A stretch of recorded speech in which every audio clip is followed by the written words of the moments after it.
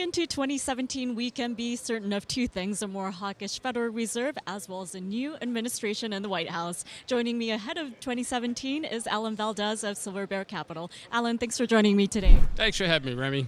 Well, we have the major event risk of December out of the way, and we know what to expect from the Federal Reserve for the time being.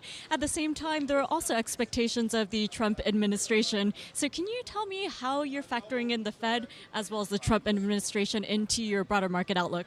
Well, you're right. The Fed last week showed us that, in fact, they're going to be more hawkish. I mean, these were doves for the last 8 years. Now, all of a sudden, they turned hawkish. But, looking 1 year out to stretch, looking 3 years out, no one takes them serious. And she's basing a lot of this on, like you said, the Trump rally. Now, Trump has to get those tax cuts through Congress.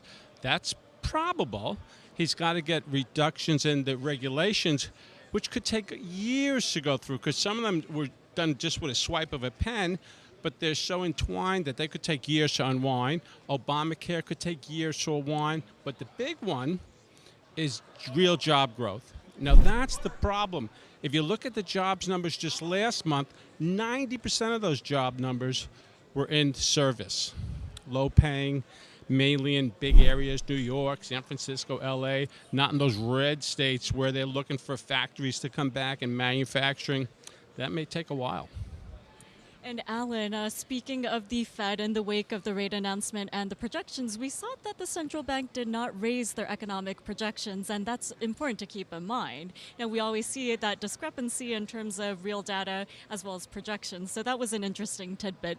But when we talk about equity market valuation at these elevated levels, we have to factor in your expectations as well. So where do you stand in terms of valuation, and where do you expect to see the most swings in financial instruments? Well, I think you can see the wins. Again, it all depends on this Trump rally, on his lofty goals. You could see, we're seeing it, of course, in financials right now. They look strong across the board. Energy took a hit, but that could come back and look strong.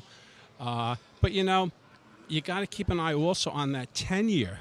I mean, the 10-year was at 1 and change last week. Now it's at 250 today.